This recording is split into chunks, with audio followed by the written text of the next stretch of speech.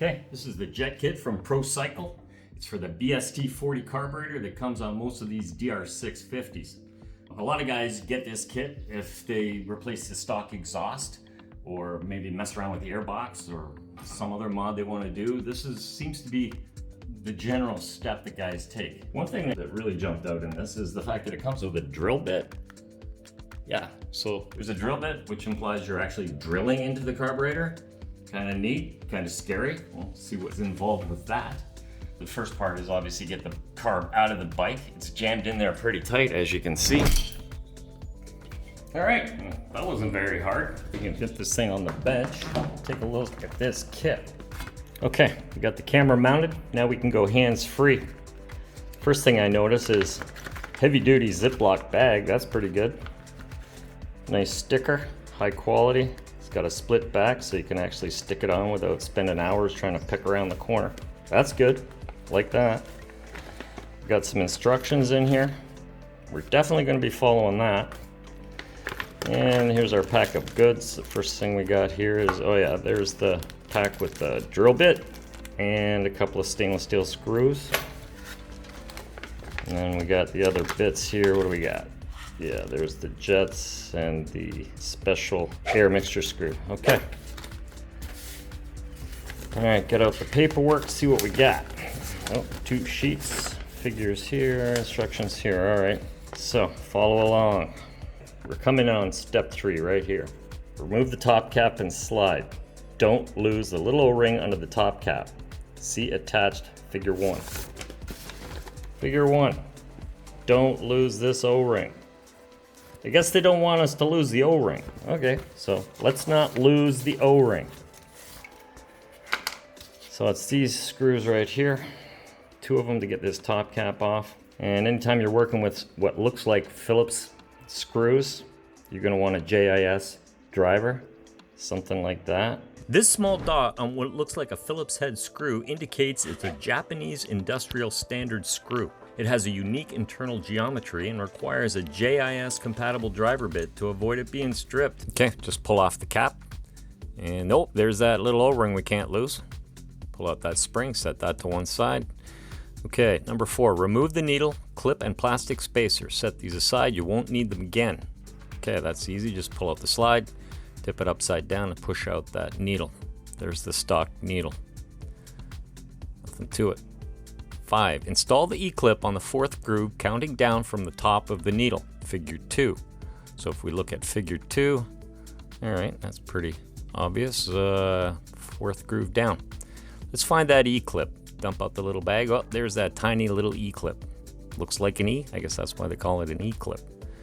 And there's the new needle.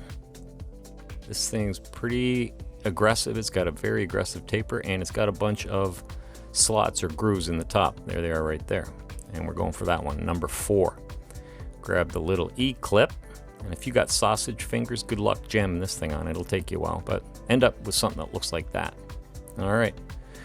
6, install the D-spacer on top of the E-clip. What is this, alphabet soup here? Okay, D-spacer. I guess they call it a D because it looks like a D. There it is right there. Kind of like a washer, thick washer with the side cut out. Pretty simple, just jam it on top of that needle. Okay. Okay, number 7, install the needle into the slide. Align the open side of the E-clip and the flat on the D-spacer with the shelf in the bottom of the slide. See figure 3. The needle should come straight out of the bottom of the slide, not at an angle. Okay, not at an angle. So let's take a look inside this slide. I'll show you right here. If you look and we zoom in a bit, you can see there's a little shelf, that little cutout there, right there. That thing there is where the D has to slot onto. Okay, but if you look at this needle with the D and the little E-clip, see how that E-clip is kind of sticking out past the edge of the D? But if you rotate it, now it disappears and it's kind of flat. That's the scenario that you need to end up with, or it won't sit in that little groove in the bottom of the slide. So if it's out like this and you don't notice and you go to jam it down into that slide, what happens is it doesn't fit in that little cutout because the little E-clip makes it bend like that so that it comes out at an angle. The proper way is line it up like this, where that little clip is even with the D, and then it comes straight out, just like that. So that's what we're going for. All right. Install the spring with the plastic collar into the slide. Reinstall the slide into the carburetor body and make sure the O-ring is still in place. See figure 1. Attach the cap using stainless steel socket head bolts. All right, here we go. Here's the slide. Just put it in the slide body, line it up, and that needle will fit right in there. Then you put in that spring. Nothing to that. There's that O-ring. Got to make sure that thing's still there. Put the cap on, line that little thing up into the spring. Done. Grab your stainless steel bolts. Only need a couple. They're a nice replacement. A lot better than those JIS screws. Easier to deal with for sure. And you can get some serious torque with an Allen key, but that's kind of the negative too. You got to be careful. Don't put too much strength into these or you'll be stripping that out. All right, looking pretty good. Test that it works. Everything slides nice. It's all lined up. That's good. Okay, number 9, find the idle mixture screw set location on the bottom of the carb, figure 4.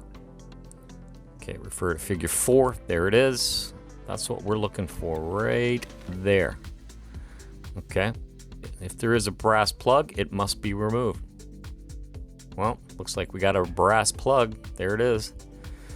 Using the included drill bit, carefully drill a hole in the middle of the plug. Screw the sheet metal screw into the hole and using pliers or vice grips, pull the plug out of the carburetor body. So here's the drill bit. I'm putting a piece of tape on there as kind of a depth gauge. I just don't want to power through and just keep going. So I'm guessing that's as thick as we need to go. Stick it in the drill, and I guess we can get lined up and start drilling. But you know what? A good idea would be to jam some paper towel in those big openings so that you don't get little brass filings in there. Okay, so now we can just line that up and start drilling. Boom, just like that. It's not very thick.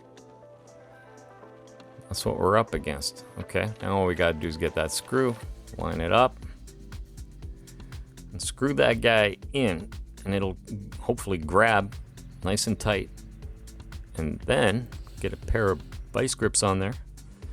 And if I had aligned this up better, we would have had this thing actually in frame. But you get the idea. Pops out. There it is right there.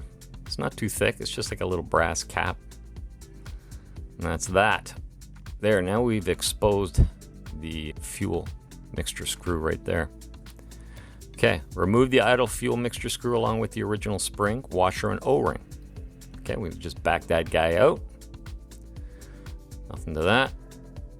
And there it is. It comes out as a complete unit. So you got the spring, the washer, and the O-ring.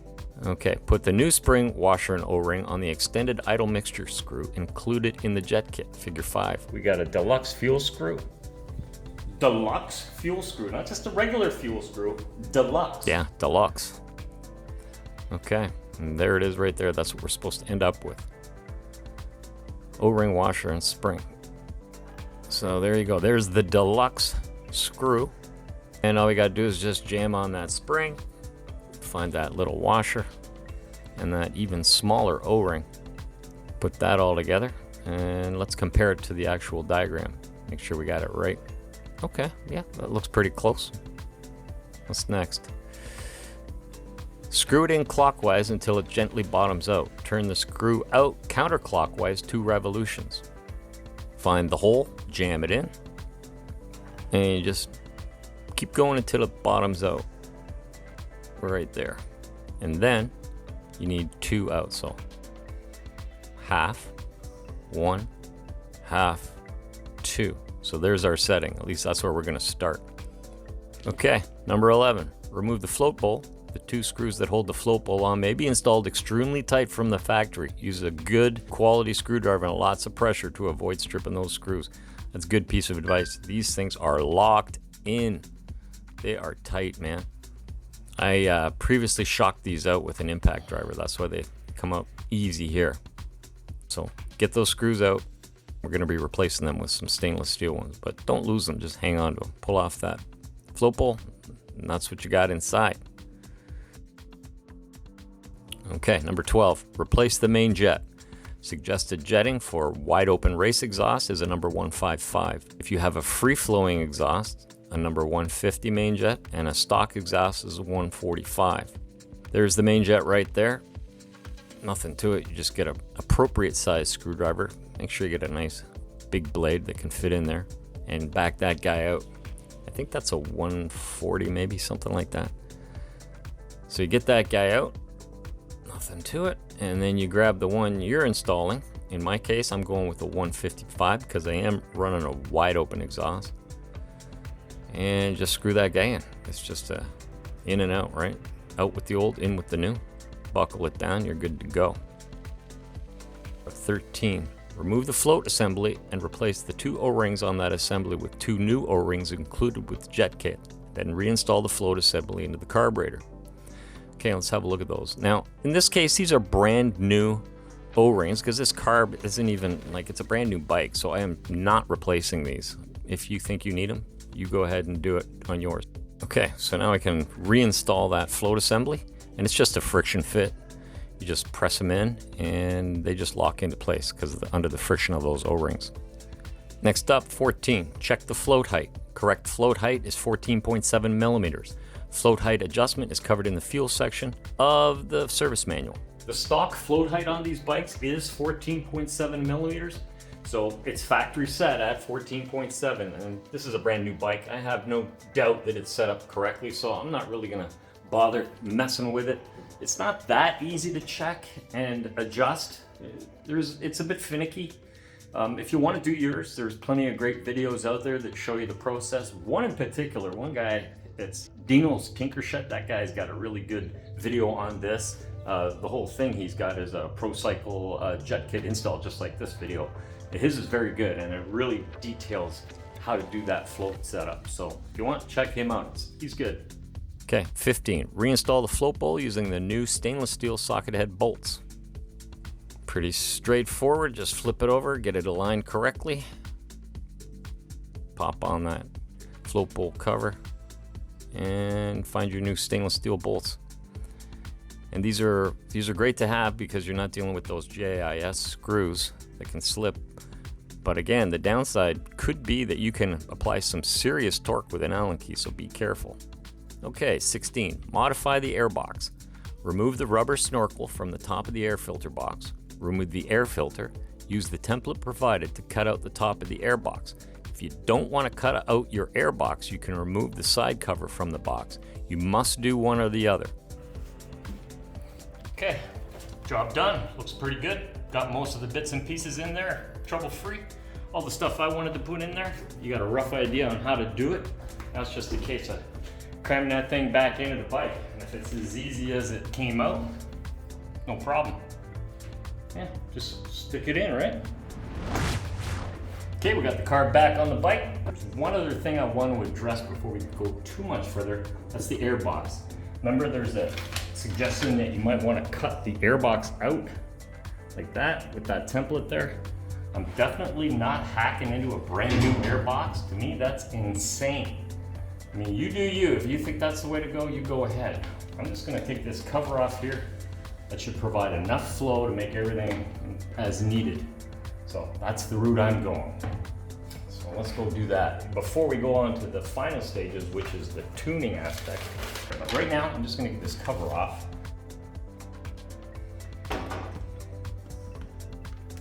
Okay. Well, that was a lot easier than hacking into the box. I mean, look, big, huge hole, easy, done, and you can block it back off if you have to. One thing I will address is this air filter. This is the stock air filter. I'm sure it's fine, but I will probably go to a high performance air filter, like maybe something like a K&N or a high flow, something like that. And we'll see if that makes a difference. It'll look cooler anyway. Not that you're gonna see it because I'm still gonna put that panel back on here. But yeah, so that's where we're at with that. One little tip you might want to be aware of, the bolts that hold this cover in go into these nuts that are on little inserts on the edges of this box right here, and they're just slides. So you pull them out, they're just sitting in there. And if you don't want to lose them, that's how they come out, all right? So just keep everything together and put them with your airbox. Just makes everything tight and tidy so you don't lose everything. you might want to put that cover back on one day. The next phase of this, which is the tuning aspect that they go through, is steps 1 through 4. The first step is you got to take it for a spirited ride, they say, for 5 to 10 minutes, get this thing up to temp. That's before you do any adjustments. So all we got to do is get this thing off the lift, out the door, fire it up, and get a spirited ride under our belt and see how it performs, and make necessary adjustments. Okay, let's take this thing for a spirited ride and get her up to temp.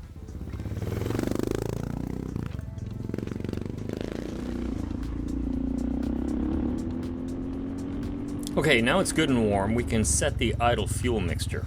To do that, we turn the idle mixture screw inwards, or clockwise, until the idle speed starts to drop or become slightly rough.